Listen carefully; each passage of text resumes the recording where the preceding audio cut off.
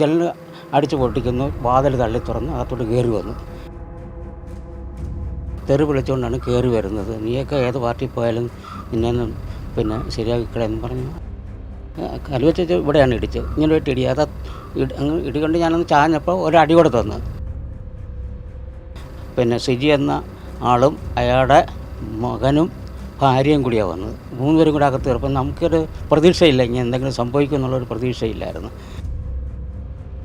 1970 ഈ local committee സെക്രട്ടറിയാണ് CPIയുടെ. അന്ന് ലോക്കൽ കമ്മിറ്റി എന്നുള്ള പേര്, ബ്രാഞ്ച് എന്നാണ് പറയുന്നത്. ഇവിടെ പ്രാദേശികമായ ചില മത്സരങ്ങളൊക്കെ ഉണ്ട്. ഞാനാണ് ഏറ്റവും കൂടുതൽ ഇപ്പോൾ വൈക്കത്തുള്ളതിൽ ഏറ്റവും കൂടുതൽ സീനിയർ മോസ്റ്റ് ആയിട്ടുള്ള ഒരാൾ.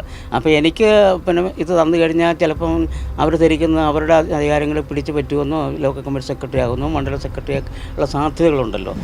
മെമ്പർഷിപ്പിന് അപ്പീൽ കൊടുത്തിരിക്കുകയാണ്. ആ അപ്പീൽ കൊടുത്തിരിക്കുന്ന ഒരു സഖാവിൻ്റെ അപ്പീൽ പരിഗണിക്കുകയും അതിന് വേണ്ട കാര്യങ്ങൾ ചെയ്യുകയാണല്ലോ അവർ ചെയ്യേണ്ടത്. അത് ചെയ്യാതെ ഞാനിരിക്കുന്ന പ്രസ്ഥാനത്തിൽ ഒരു ചെറിയ പ്രസ്ഥാനങ്ങളെ പോലും അതിൽ നിന്ന് പുറത്താക്കാനുള്ള വ്യാജതന്ത്രങ്ങളാണ് ആവിഷ്കരിച്ചുകൊണ്ടിരിക്കുന്നത്. നമസ്കാരം. CPIയിൽ നിന്നും രാജിവെച്ച് BJPയിൽ ചേർന്ന മുൻ ജില്ലാ വിദ്യാഭ്യാസ ഓഫീസറെയും കുടുംബത്തെയും CPI ബ്രാഞ്ച് സെക്രട്ടറി വീട് കയറി ആക്രമിച്ചതായി പരാതി. BJP വൈക്കം മണ്ഡലം സെക്രട്ടറി രമാകാന്തൻ, ഭാര്യ രാജമ്മ എന്നിവർക്ക് നേരെയായിരുന്നു ആക്രമണം. തലയ്ക്കും മുഖത്തിനും മർദ്ദനമേറ്റതിനെ തുടർന്ന് വൈക്കം താലൂക്ക് ആശുപത്രിയിൽ ഇവർ ചികിത്സ തേടി. വ്യാഴാഴ്ച ഉച്ച കഴിഞ്ഞ് 3:00-ഓടെയാണ് സംഭവം. CPI കൊധവറ സൗത്ത് ബ്രാഞ്ച് സെക്രട്ടറിയും മകനും വീട് കയറി മർദ്ദിക്കുകയായിരുന്നുവെന്ന് രമാകാന്തൻ പറഞ്ഞു. വീടിന്റെ ജനൽ ചില്ലുകളും തകർത്തു. 19-ാം തീയതി ഉച്ച കഴിഞ്ഞൊരു 3:30 മണിയോട് അടുത്ത് ഞാൻ വെളിയിൽ നിന്ന് ഇങ്ങോട്ട് വരുമായിരുന്നു. അപ്പോൾ 2-3 പേരും ഇവിടെ നിൽക്കുന്നു. അല്ല, അറിയുന്ന ആൾ തന്നെയാണ്. വീടിൻ്റെ വാതിൽക്ക് നിൽക്കുന്നു. ഞാൻ ഇപ്പുറത്തെ വാതിൻ്റെ അവിടെ നിൽക്കുന്നു. അപ്പോൾ ഞാൻ ആളെ കണ്ടപ്പം മനസ്സിലായി. അന്ന് പുറകെ വന്ന് വാതിൽ തുറക്കാൻ, അവിടെ അടച്ചിട്ടിരിക്കുകയായിരുന്നു. വാതിൽ തുറക്കാൻ വേണ്ടി അകത്ത് കയറി ഇങ്ങ് വരികയും ഇവർ ശബ്ദം ഉണ്ടാക്കി. എന്താ ശബ്ദം ഉണ്ടാക്കുന്നത്? ജനൽ അടിച്ചു പൊട്ടിക്കുന്നു, വാതിൽ തള്ളി തുറന്ന് അകത്തോട്ട് കയറി വന്നിട്ട് എന്നെ തെറി വിളിച്ചുകൊണ്ട് പല മനയെന്നും പറഞ്ഞ് തെറി വിളിച്ചുകൊണ്ടാണ് കയറി വരുന്നത്. നീയൊക്കെ ഏത് പാർട്ടി പോയാലും നിന്നെയൊന്നും ശരിയാക്കിക്കളയെന്ന് പറഞ്ഞു. ആദ്യം ഒറ്റ അടി ഇങ്ങോട്ട് തന്ന് ഒരു കല്ല് വെച്ച് ഇടിക്കുകയും കൂടി ചെയ്ത്. കല്ല് വെച്ച് ഇവിടെയാണ് ഇടിച്ചത്. ഇങ്ങനെ ഒരു ഇടി അത് അങ്ങ് ഇടികൊണ്ട് ഞാനൊന്ന് ചാഞ്ഞപ്പോൾ ഒരടി കൂടെ തന്നു. അപ്പോഴാണ് ഈ ഒച്ച കേട്ടിട്ട് ഭാര്യ അപ്പുറത്തുനിന്ന് അടുക്കള ചെറുതാണ്, അവിടെ നിന്ന് കയറി വന്നപ്പോൾ എന്നെ ഇങ്ങനെ മർദ്ദിക്കുന്നതാണ് കാണുന്നത്. അത് അവൻ സിജി എന്ന ആളും അയാളുടെ മകനും ഭാര്യയും കൂടിയാണ് വന്നത്. 3 പേരും കൂടെ അകത്ത് കയറുമ്പോൾ നമുക്കൊരു പ്രതീക്ഷയില്ല, ഇങ്ങനെ എന്തെങ്കിലും സംഭവിക്കും എന്നുള്ളൊരു പ്രതീക്ഷയില്ലായിരുന്നു. ഉടനെ പെട്ടെന്ന് ഇതെല്ലാം നടന്ന് അപ്പോൾ ഇവൾ കയറി വന്ന് അവളെ അടിച്ചു, തലക്കിട്ടടിച്ച് ആ കല്ലുകൊണ്ട് തന്നെ. ഏതവിടെ ജനലുകൾ പൊട്ടിക്കിടപ്പുണ്ട്, ആ കല്ലുകൊണ്ടാണ് ആദ്യം അടിക്കുന്നത്.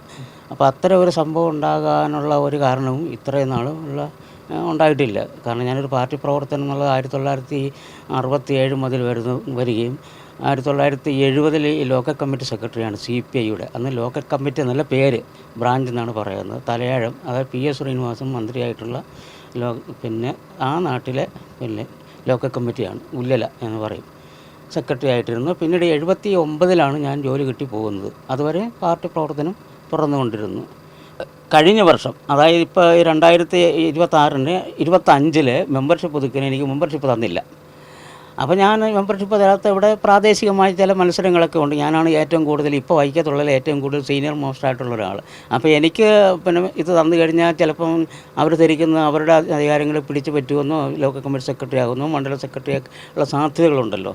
അത് വരാതിരിക്കാൻ വേണ്ടി ഒരു തടയിടുക എന്നുള്ളത് ഒരു ഗ്രൂപ്പ് വർക്കാണ് ഇവിടെ നടന്നുകൊണ്ടിരിക്കുന്നത്. എപ്പോഴും ഇവിടെ ഫ്രാക്ഷണൽ വർക്കാണ് ഇപ്പോഴും നടന്നുകൊണ്ടിരിക്കുന്നത്. ഈ മെമ്പർഷിപ്പ് തരാത്തത് കൊണ്ടാണോ ഇപ്പം രാജിവെച്ച് BJPയിലേക്ക് പോകുന്നത്? ഞാനങ്ങനെ ഇരിക്കുമായിരുന്നു, എന്ത് ചെയ്യണമെന്ന് അങ്ങനെ ആലോചിച്ച് അങ്ങനെ ഇരിക്കുന്ന സമയത്താണ് ഇവർ ഒരു കാരണവശാൽ അപ്പോൾ മെമ്പർഷിപ്പ് തരികയിൽ മാത്രമല്ല, അതിന് അപ്പീൽ കൊടുത്തു. ബന്ധപ്പെട്ട മണ്ഡലം സെക്രട്ടറി, ലോക്കൽ കമ്മിറ്റി സെക്രട്ടറിക്ക്, മണ്ഡലം സെക്രട്ടറിക്ക് എല്ലാം അപ്പീൽ കൊടുത്തിട്ട് 6 മാസത്തോളം കാത്തിരുന്നിട്ട് അത് ഒരു നടപടിയില്ല. അപ്പോൾ എന്നെ വേണ്ട എന്നുള്ളത് അവർക്കും എന്നെ വേണ്ട. ഞാനങ്ങനെ നിശ്ചനായിരിക്കുമ്പോഴാണ് ഈ പ്രത്യേക സാഹചര്യം മനസ്സിലാക്കുക. ഈ നരേന്ദ്രമോദിയുടെ പ്രവർത്തനങ്ങളും എല്ലാം ഇങ്ങനെ വാച്ച് ചെയ്തുകൊണ്ടിരിക്കുക. അപ്പോൾ എനിക്ക് വേണ്ടപ്പെട്ട സുഹൃത്തുക്കൾ എല്ലാം വന്ന് പറഞ്ഞു, സാർ എന്തായാലും ഇങ്ങനെ എൻ്റെ ശിഷ്യൻ, ഞാൻ പഠിപ്പിച്ച ശിഷ്യന്മാർ തന്നെയാണ് PS ബാബു, അദ്ദേഹത്തിൻ്റെ മകന്, ഇവിടുത്തെ പാർട്ടിയുടെ പണ്ടത്തെ എൻ്റെ ഗ്രൂപ്പിലുണ്ടായിരുന്ന പ്രസോവൻ്റെ മാനില്ല, ഇങ്ങനെയുള്ള ആളുകൾ വന്ന് പറഞ്ഞു, സാർ ഇനി ഇതിനകത്ത് നിൽക്കണ്ട. അങ്ങനെയാണിത് പോകാൻ കാരണം. അങ്ങനെ പോയി പിന്നെ ഉത്തരവ് കഴിഞ്ഞ് അങ്ങനെ പ്രവർത്തിച്ചിട്ടുണ്ട്. അപ്പോൾ അന്ന് തന്നെ പിന്നെ ഈ ഇവിടെ ഒരു സഹകരണ സംഘമുണ്ട്. അപ്പോൾ സഹകരണത്തിൻ്റെ ഒരു ചാർച്ചക്കാരനായിട്ട് ഇങ്ങനെ ഇരിക്കുകയായിരുന്നു ഞാൻ. അപ്പോൾ ഞങ്ങളുണ്ടാക്കിയൊരു സഹകരണ സംഘമാണ് പാൽ സൊസൈറ്റി. അപ്പോൾ ഇവർ അന്ന് മുതൽ ഈ സംഘത്തിൽ നിന്ന് ഒഴിവാക്കാനും വേണ്ടിയും ഇയാളെ പാർട്ടിയിൽ നിന്ന് പുറത്താക്കാൻ വേണ്ടി ഒരു പരിപാടിയും കാണുന്നില്ല.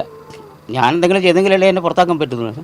ഞാൻ പാർട്ടിയിൽ അപ്പീലാണ് കൊടുത്തിരിക്കുന്നത്, മെമ്പർഷിപ്പിന് അപ്പീൽ കൊടുത്തിരിക്കുകയാണ്. ആ അപ്പീൽ കൊടുത്തിരിക്കുന്ന ഒരു സഖാവിൻ്റെ അപ്പീൽ പരിഗണിക്കുകയും അതിന് വേണ്ട കാര്യങ്ങൾ ചെയ്യുകയാണല്ലോ അവർ ചെയ്യേണ്ടത്. അത് ചെയ്യാതെ ഞാനിരിക്കുന്ന പ്രസ്ഥാനത്തിൽ ഒരു ചെറിയ പ്രസ്ഥാനങ്ങളിൽ പോലും അതിൽ നിന്ന് പുറത്താക്കാനുള്ള വ്യാജതന്ത്രങ്ങളാണ് ആവിഷ്കരിച്ചു കൊണ്ടിരിക്കുന്നത്. അങ്ങനെ ഇരിക്കുന്ന സമയത്തിലാണ് ഇവർ, അതാണ് ഒരു ഇഷ്യൂ ആയിട്ട് പറയാനുള്ളത്. വേറെ ഇതുവരെ ആർക്കും ഒരു വിഷു അല്ലെങ്കിൽ ഇവർ ഇറങ്ങി ചോദിച്ചോ, ആരോടെങ്കിലും ചോദിച്ചോ, പരിചയമുള്ള ഈ നാട്ടിലിറങ്ങി ആരോടെങ്കിലും ചോദിച്ചാൽ ഇന്ന് വരെ ഏതെങ്കിലും ഇപ്പോൾ 81, എൻ്റെ 45 ഡേറ്റ് ഓഫ് ബർത്ത്, ഇപ്പോൾ 81 വയസ്സായില്ലേ.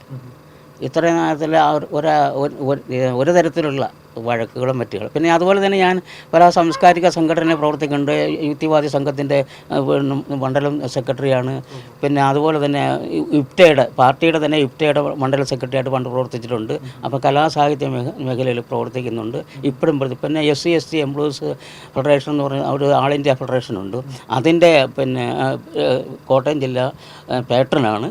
ഇപ്പോഴതിൻ്റെ സംസ്ഥാന സമ്മേളനം കഴിഞ്ഞ ഈ 8-ാം തീയതി ഇവിടെ വെച്ച് നടന്നു, വൈക്കത്ത് വെച്ച് ആണ് നടന്നത് സംസ്ഥാനം. ഇതെല്ലാം പ്രവർത്തിക്കുന്ന ഒരാൾ. പിന്നെ KPMSൻ്റെ സ്ഥിരം പ്രവർത്തകനായിട്ട് ബ്രാഞ്ച് സെക്രട്ടറി ആയിട്ട് തന്നെ ഒത്തിരി വർഷമായിരുന്നു. ഞാൻ ഒത്തിരി വർഷം ആയതുകൊണ്ട് മാറി ഇപ്പം പിന്നെ അതിൻ്റെ സംഘടനാ രൂപത്തിൻ്റെ ഉള്ളിൽ നിൽക്കുന്നു. ഇങ്ങനെയൊക്കെ പ്രവർത്തിക്കുന്ന CPIയുടെ മെമ്പർഷിപ്പ് പുതുക്കി നൽകിയില്ല എന്ന് പറഞ്ഞില്ലേ, അതിന് പിന്നിൽ ആരാണ് പ്രവർത്തിച്ചത്? അതിൽ പ്രവർത്തിച്ചത് ലോക്കലിലെ അംഗങ്ങൾ മാത്രമാണ്. അപ്പോൾ ആ ലോക്കൽ പറയുന്ന കാര്യങ്ങൾ, അംഗങ്ങൾ പറയുന്ന കാര്യങ്ങൾ അവർ മുകളിലുള്ളവർ ശരിവെച്ചു എന്നാണ്. അവരൊരു കാര്യം പറഞ്ഞിട്ടില്ല, എന്താണെന്ന് പറയേണ്ടവർ. ഞാനും അത് തന്നെ ചോദിക്കുന്നത്. ഇപ്പോൾ പറഞ്ഞിരുന്നെങ്കിൽ ഞാൻ കത്തെടുത്ത് വെക്കുമായിരുന്നു. 67 മുതൽ പാർട്ടിയിലുള്ള ഒരാൾ മെമ്പർഷിപ്പ് ക്യാമ്പയിൻ നടത്തുമ്പോൾ സ്വാഭാവികമായിട്ട് എന്നെ അറിയിക്കണമല്ലോ. ഇന്ന് മെമ്പർഷിപ്പ്, അങ്ങനെയാണ് പാർട്ടിയുടെ ഒരു നടപടിക്രമം. മെമ്പർഷിപ്പ് ക്യാമ്പയിൻ നടത്തുമ്പോൾ സ്വാഭാവികമായിട്ടും ആ സഖാവിനെ കൃത്യമായ റിട്ടേൺ കമ്മ്യൂണിക്കേഷൻ നടത്തിയിരിക്കണമെന്ന്.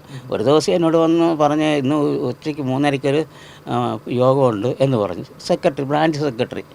അപ്പോൾ ബ്രാഞ്ച് സെക്രട്ടറി പറഞ്ഞു, അപ്പോൾ 3:30 ആയതുകൊണ്ട് എനിക്ക് അന്ന് പോകാൻ പറ്റിയില്ല. പിറ്റേ ദിവസം ഞാൻ അറിയുന്നത് അത് മെമ്പർഷിപ്പ് ക്യാമ്പയിൻ ആയിരുന്നു. അപ്പോൾ ഞാൻ ചോദിച്ചു, മെമ്പർഷിപ്പ് ക്യാമ്പയിൻ ഞാനാണല്ലോ ഇവിടുത്തെ ഏറ്റവും സീനിയർ, മെമ്പർഷിപ്പ് ക്യാമ്പയിൻ നടത്തുമ്പോൾ അതിൻ്റെ നടപടിക്രമങ്ങൾ ഇന്ന പോലെയാണ് നിങ്ങൾ ചെയ്തല്ലോ.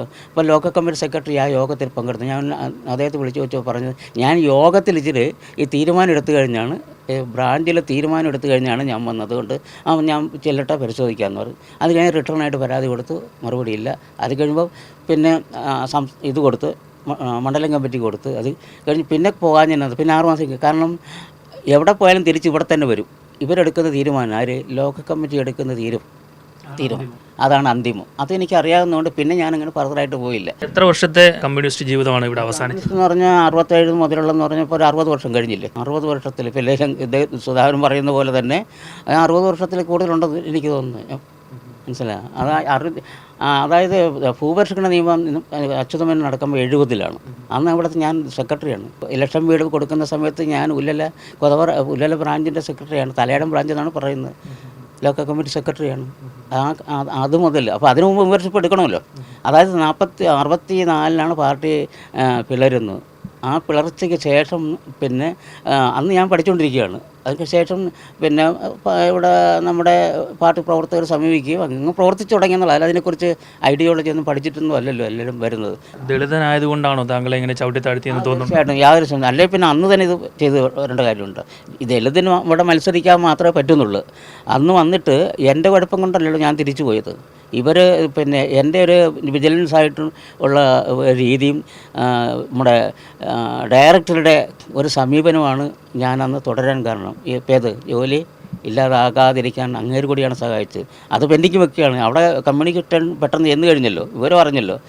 അത് നടപടിയൊന്നും സ്വീകരിക്കാതെ താൻ പറഞ്ഞിട്ടേ ചെയ്യുള്ളൂ എന്ന് പറയുമ്പോൾ അങ്ങേര് ഒരു ദളിതനായിരുന്നു. അതും കൂടെ ഒരു കാരണമാണ്. അപ്പോൾ ആ കാരണങ്ങൾ കൊണ്ടാണ് പിന്നെ ഞാൻ തിരിച്ച് ജോലിയിലോട്ട് കയറുന്നത്.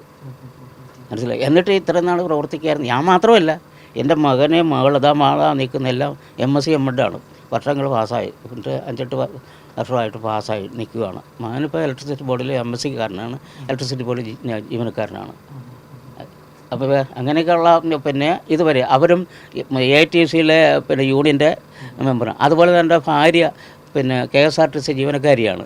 അവരും AITCയുടെ പിന്നെ ഈ ട്രേഡ് യൂണിയനിലെ അംഗമാണ്. ഇത്രയൊക്കെയുള്ള ഒരു കുടുംബത്തിനെ ഇത്രയും ഒരു അവസ്ഥയിലേക്ക് കൊണ്ടുനടക്കാനുള്ള ഒരു സാഹചര്യം ഇവിടെ ഇല്ല. അങ്ങനെ ഉണ്ടായിട്ട് വേണ്ടേ? ഇതാണ്. അപ്പോൾ അത് മനഃപൂർവ്വം ചെയ്തതാണ്. അപ്പോൾ മനഃപൂർവ്വം ഒരു ക്രൈം സൃഷ്ടിക്കുകയും ക്രൈമിന് ആസ്പദമായി ഒരു കാസ് ഉണ്ടാക്കുകയും ആ ക്രൈം ഇംപ്ലിമെൻ്റ് ചെയ്യുക, അത് നേരത്തെ മുൻകൂട്ടി തീരുമാനിച്ച ഒരു പോലീസ് എന്നിട്ട് ഇതിനകത്ത് നടപടി എന്നിട്ട് ഇതുവരെ പിന്നെ ഈ കഴിഞ്ഞ ദിവസം വരെ ഇതിൻ്റെ FIR ഇട്ടിട്ടില്ല. FIR ഇടാത്തതിന് കാരണം ചോദിച്ചപ്പോൾ അത് പിന്നെ അത് ചില SP അങ്ങനെ വേണം ഇങ്ങനെ വേണം എന്നൊക്കെ ചില വൈക്കം പോലീസ് BJPയുടെ മണ്ഡലം സെക്രട്ടറി ആയിട്ടാണ് പിന്നെ എടുത്തിരിക്കുന്നത്. അപ്പോൾ അങ്ങനെ പ്രവർത്തിക്കാനുള്ള ഒരു സ്വാതന്ത്ര്യം മറ്റ് BJPയിലേക്ക് വന്നപ്പോൾ ഉള്ള ഒരു മാറ്റം എന്താണ്? മാറ്റം എന്ന് പറഞ്ഞാൽ അത് സർവതന്ത്ര സ്വാതന്ത്ര്യമാണ്. അവിടെ ഇങ്ങനെ അടിച്ചമർത്തൽ, ഈ പാർട്ടി പറയുന്ന പോലെ മേൽഘടകം പറയുന്നത് കീഴ്ഘടകം അനുസരിക്കുക എന്ന് പറഞ്ഞ ഒരു സമീപനമുണ്ട്, സംഘടനാ ചട്ടമുണ്ട്. അങ്ങനെയൊന്നുമല്ല, ഇവിടെ ഫ്രീ ആയിട്ട് തുളിക്കുകയും മറ്റ് ജാതി അധിഷ്ഠിതമായ ചിന്തകളോ പ്രവർത്തന ശൈലികളോ ആർക്കും ഒന്നുമില്ല. അതാണ് ഏറ്റവും സ്വാധീനിക്കാൻ പറ്റിയ ഒരു കാര്യം. സാധാരണ പറയുന്ന BJP എന്ന് പറഞ്ഞാൽ ഈ ഉന്നത ജാതിയിലുള്ളവർക്ക് ഉള്ള പാർട്ടിയാണ്. അത് നമ്മുടെ ഒരു ധാരണയാണ്. അതുണ്ടായിരിക്കാം. കാരണം പുരാതന കാലം മുതൽ വരുന്ന ഒരു പ്രത്യേക സംസ്കാരത്തിൻ്റെ തുടർച്ചയാണ് അവർ. ആ തുടർച്ച ചെയ്യുമ്പോൾ അതിൻ്റെ അവശിഷ്ടങ്ങൾ ചിലപ്പോൾ ഉണ്ടായെന്ന് വരും. ഇപ്പോൾ ആ നിരത്തിലല്ല കാണേണ്ടത്. അത് പിന്നെ ഏറ്റവും കൂടുതൽ ഇപ്പോൾ ഈ ചേർന്നവിടത്തിൽ ഏറ്റവും കൂടുതൽ ആൾക്കാരാരോ ചേർന്നിരിക്കുന്നത് SC/ST കൂടുതൽ ചേരുന്നത്. കാരണം അവരാണ് ഏറ്റവും കൂടുതൽ ദുരന്തം അനുഭവിക്കുന്നത്. കാരണം ഇവിടെ ഭൂപരിഷ്കരണ നിയമം നടന്നു. പിന്നെ ഭൂപരിഷ്കരണ നിയമം നടത്തിയിട്ട് ഞങ്ങൾക്ക് മാത്രം ഈ 5 സെൻറ്റും 10 സെൻറ്റും കിട്ടിയിട്ടുണ്ട്. അതുപോലെ തന്നെ ദളിത് വിഭാഗങ്ങൾ സമരം നടത്തി, ജാനു സമരം നടത്തി, ചെങ്ങറ സമരം നടത്തി. ഇതെല്ലാം സമരം നടത്തിയിട്ട് ഇവിടെ ഭൂമിയില്ലെന്നാണ്. 5.5 ലക്ഷം ഭൂമി ഇപ്പോഴും മിച്ച ഭൂമി നിലവിലുണ്ട്. അതുപോലെ തന്നെ പ്ലാന്റേഷൻ ഭൂമി കിടക്കുകയാണ്. ഈ പ്ലാന്റേഷൻ ഭൂമി എല്ലാം ഏറ്റെടുത്ത് കൊടുക്കാതെ ഈ സർക്കാർ ചെയ്തുകൊണ്ടിരിക്കുന്നു. അപ്പം ഈ സർക്കാർ സാധാരണക്കാർക്കല്ല എന്നുള്ള ഒരു തിരിച്ചറിവ് കൂടി എനിക്കുണ്ട്. മറ്റുള്ളവരങ്ങനെ ആണെന്നില്ല. ആ ഒരു കാര്യം അത് ഞാനിങ്ങനെ വായിച്ചതിൻ്റെ ഇതിൻ്റെ ഒരു ധാരണയാണെന്ന് വിചാരിച്ചു. എത്രയേ ഉള്ളൂ. അല്ല, അത് ഞാൻ നേരത്തെ മുതൽ ഈ മാർക്സിസത്തെക്കുറിച്ച് പഠിക്കുന്ന ഒരാളാണ്. അപ്പോൾ ഞാൻ ഇങ്ങനെ പറയുമ്പോൾ അവർക്ക് ഇത് ശരിക്കും കൊള്ളുന്നുണ്ട്. ആർക്ക്? ഈ പ്രവർത്തകർക്ക് ഇത് മനസ്സിലാകില്ല. അവരൊരു സൈഡ് തിരിഞ്ഞ് പോകുന്നു. ആനുകാലികമായ ചില കാര്യങ്ങൾ ഇടപെട്ട് വന്ന് എന്താണ് മാർക്സിസം എന്ന് ചോദിച്ചാൽ പോലും അറിയാൻ മേലാത്തവരാണ് ഈ 99 പേരും ഇവിടെ പാർട്ടിയിൽ പ്രവർത്തിക്കുന്നത്. ഇപ്പോൾ യഥാർത്ഥ കമ്മ്യൂണിസ്റ്റുകൾ ഇപ്പോഴും ഉണ്ട്. അവരോട് എന്താ ഇപ്പോൾ പറയാനുള്ളത്? അവരോട് എനിക്ക് പറയാനുള്ളത്, കമ്മ്യൂണിസത്തിൻ്റെ പ്രസക്തി ഇപ്പോൾ ഞാൻ വായിച്ചെടുത്തോളം കമ്മ്യൂണിസത്തിൻ്റെ ഒരു പ്രസക്തി നഷ്ടപ്പെട്ടുകൊണ്ടിരിക്കുകയാണ്. കാരണം അതിന് വികാസം ഉണ്ടാകുമെന്നാണ് മാർക്സ് പറഞ്ഞെങ്കിലും ആ വികാസത്തിലേക്ക് വരുന്നില്ല. അപ്പം ആ വികാസത്തിൽ പെട്ടെന്നുണ്ടാകുമെന്ന് ചോദിച്ചാൽ ഇല്ല. ഇത് നിലവിലുള്ള സാഹചര്യങ്ങൾ പഠനങ്ങളുടെ അടിസ്ഥാനം. അത് ഇവിടെ നക്സലൈറ്റ് പ്രസ്ഥാനം ഉൾപ്പെടെയുള്ള ലോക കമ്മ്യൂണിസ്റ്റ് 90 മുതൽ കമ്മ്യൂണിസ്റ്റ് പാർട്ടി റഷ്യനും തന്നെ തകർന്നു പോയി. അതിൻ്റെ തുടർച്ചയായിട്ട് ചൈന പോയും അതുപോലെ അതിനോട് അനുബന്ധിച്ചുള്ള എല്ലാ രാഷ്ട്രങ്ങളും പിന്നെ ഇത് മുതലാളിത്തത്തിലേക്ക് നീങ്ങിക്കൊണ്ടിരിക്കുകയാണ്. അങ്ങനെ മുതലാളിത്തത്തിൽ നീങ്ങിക്കൊണ്ടിരിക്കുമ്പോൾ ഇതിന് വളർച്ചയില്ലെന്നും അല്ലെങ്കിൽ പ്രത്യയശാസ്ത്രമായ ഒരു പ്രതിസന്ധി ഉണ്ടെന്നും ആ പ്രതിസന്ധിയെ നേരിടാൻ ആർക്ക് കഴിയുന്നില്ല, ആ പാർട്ടിക്കകത്ത് കഴിയുന്നില്ലെന്നുള്ളൊരു വസ്തുത. അപ്പോൾ അങ്ങനെ പ്രതിസന്ധിയെ തരണം ചെയ്യാനും അത് സംഘടനാപരമായ പിന്നെ പ്രവർത്തനത്തിൻ്റെ പോരായ്മയാണെന്ന് വേണം അവർക്ക് പറയാമെങ്കിലും സംഘടനാപരമല്ല, താത്വികമായ പ്രശ്നമാണ്. നിലവിലുള്ള പ്രത്യയശാസ്ത്ര പ്രശ്നം തന്നെ. ആ പ്രശ്നം പരിഹരിക്കാൻ ഇവർക്ക് കഴിയുന്നില്ല എന്നുള്ളതാണ്. അപ്പോൾ അത് നാളെ കഴിയുമെന്ന് ചോദിച്ചാൽ ചിലപ്പോൾ കഴിഞ്ഞെന്ന് വരും. പിന്നെ എന്താണെന്ന് ചോദിച്ചാൽ ഇവിടെ ഈ ഇടതുപക്ഷത്തിൻ്റെയോ അല്ലെങ്കിൽ കമ്മ്യൂണിസത്തിൻ്റെ പേര് പറഞ്ഞ് ഈ പട്ടികജാതിക്കാരല്ലാത്തവരെല്ലാം എല്ലാ സ്ഥാപനങ്ങളിലും ഉണ്ട്. ഉയർന്ന തസ്തികകളിൽ ജോലി ചെയ്യുന്നവരാണ്. യൂണിവേഴ്സിറ്റി, എത്ര യൂണിവേഴ്സിറ്റി ഉണ്ട് കേരള യൂണിവേഴ്സിറ്റിയിൽ? പിന്നെ ഇതുവരെ ഒരു വൈസ് ചാൻസലർ വന്നിട്ടില്ല, ഒരു രജിസ്ട്രാർ വന്നിട്ടില്ല. അതുപോലെ തന്നെ PSCയിൽ ഇതുപോലെ പിന്നെ ഈ തരത്തിൽ വന്നിട്ട് അങ്ങനെ എല്ലാ സ്ഥാപനങ്ങളിലും, സർക്കാർ സ്ഥാപനങ്ങളിൽ, പിന്നെ എയ്ഡഡ് സ്കൂളുകളിലും കോളേജിലും പിന്നെ ഞങ്ങൾക്ക് സംവരണം ഇല്ല.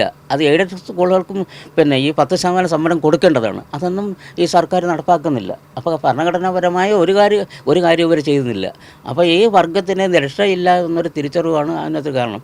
ഇത് നടപ്പാക്കത്തണം കൂടെ പിന്നെ അവരുടെ കൂടെ നിന്നിട്ട് എന്താ കാര്യം? അതാണ് പ്രധാനപ്പെട്ട മറ്റൊരു കാര്യം.